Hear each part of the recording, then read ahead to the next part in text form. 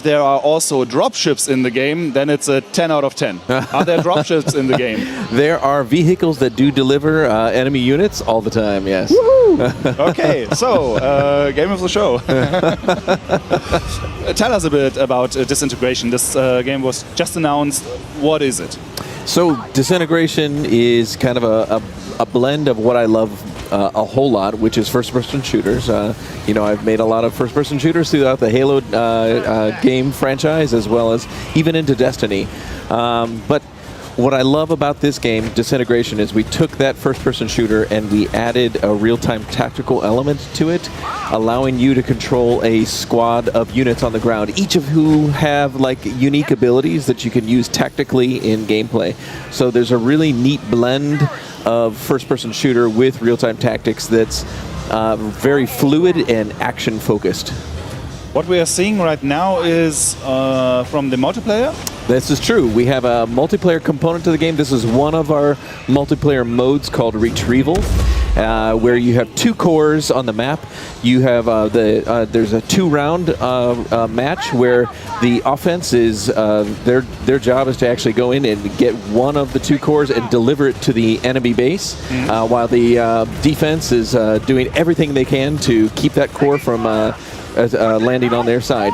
And then midway through, we switch rounds and you switch roles from offense to defense. And all the units we are seeing on the screen, which one are AI controlled and which ones are players? How does this squad This is work? a 5v5 match in multiplayer. In the game, always the player always plays a grav cycle pilot. This is an aerial vehicle platform with weapons, offensive and defensive weapons on it, and all ground units are always AI driven. Okay. However, the player controls their location and their abilities usage as well in both multiplayer and campaign. So you are in control of them, but they do smart actions to go take cover appropriately, fire at enemies appropriately. You highlight targets for them to go fire at and shoot at. You can priority target. You can tell them to pull back on your location. It's really up to you as the pilot in that sky to keep a watchful eye on them and use them basically as kind of like in a first-person shooter. Imagine them as your grenade that you're throwing. The grav cycle, are the right hand, they are your left hand, and together you are a crew. And you are an effective weapons platform if you use them properly. You just said in the campaign, you just mentioned the campaign, so there will be a single player? There is a single player standalone campaign as well, so I really firmly believe that the story of our game is one of the things that's going to create, you know, that lore, that thing that really drives and pulls people deeper into the universe of the game that we're building. I love stories, and so I started working on this story for this 6 years ago, so I'm super excited about how it's evolved over time and turned into what we're seeing today. Tell us a bit about the story.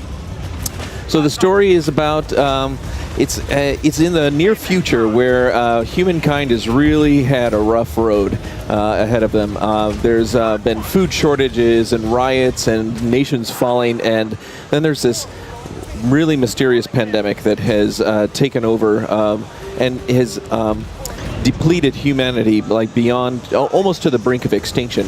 So one means of surviving this is to actually take the human from the body, the brain, and encase it in a armored shell and integrate that into a robotic armature. Okay. So all of the robots on the ground are humans. They're not just AI-driven things. They are actually people. So in campaign, what's neat about that is each one of them has a unique personality.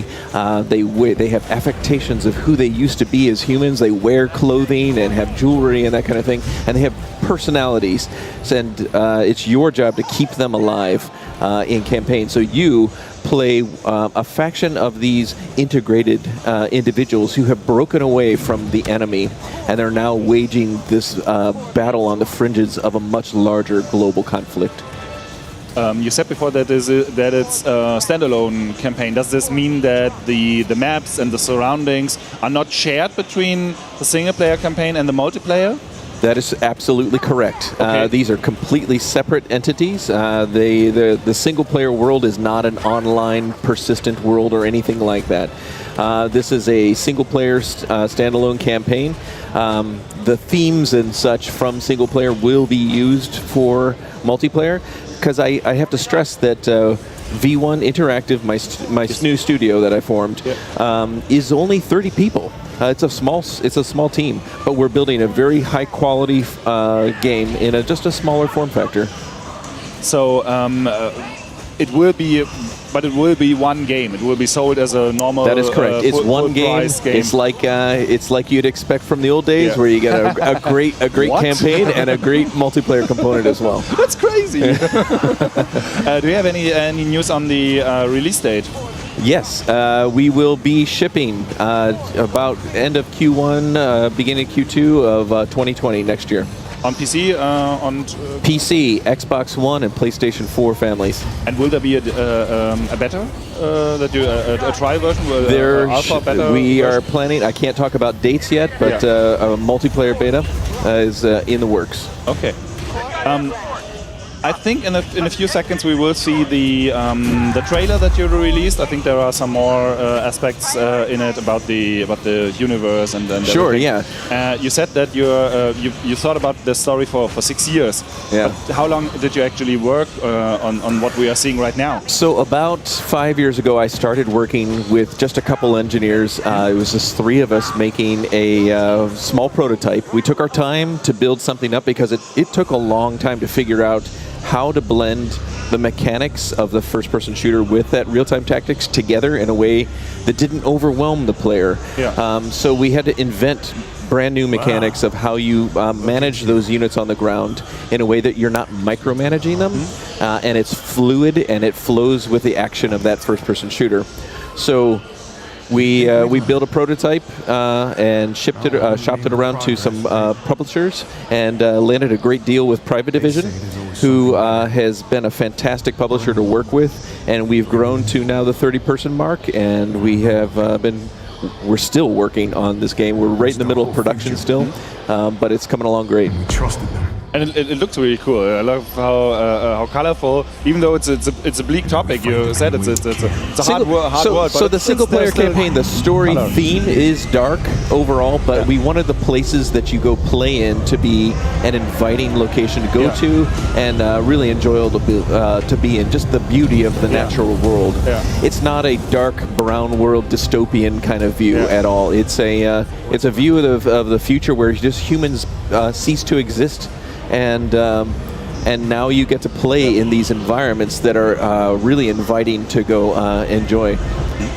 There is a certain Halo Destiny vibe, so it's clear to see where you're coming from. Of course, I tell people that it's just part of what I do. I mean, hey, I was the art director and the creative director of Halo. I made the Master Chief and the Warthog and half the environments in the games. So I enjoy that part, and that's my art style. It's and as a small studio, even though I'm the president and creative director of the studio, I still like building the game hands-on with everybody else. Understandable. And it looks really, really exciting. I'm very much looking forward to it. So, mechs, first-person shooting, dropships, sci-fi, everything, everything I love. And there's a lot of familiar things you might things that you might think or feel familiar to you, but. Disintegration definitely is its own beast. It's its own thing. So I'm really excited for everyone to actually get their hands on and play it.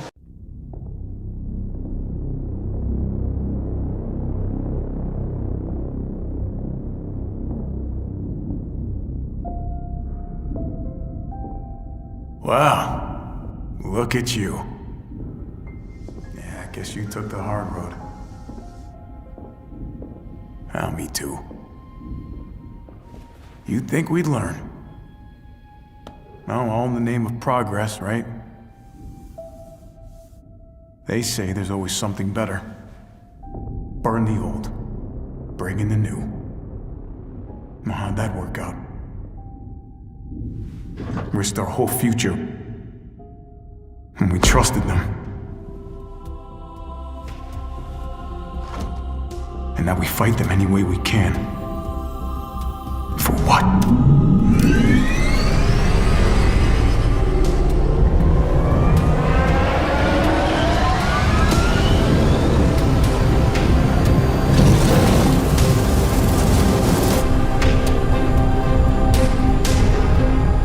what's left of humanity.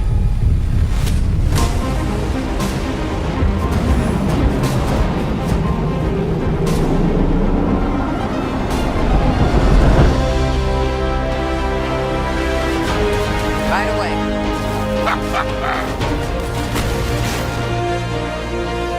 Got it.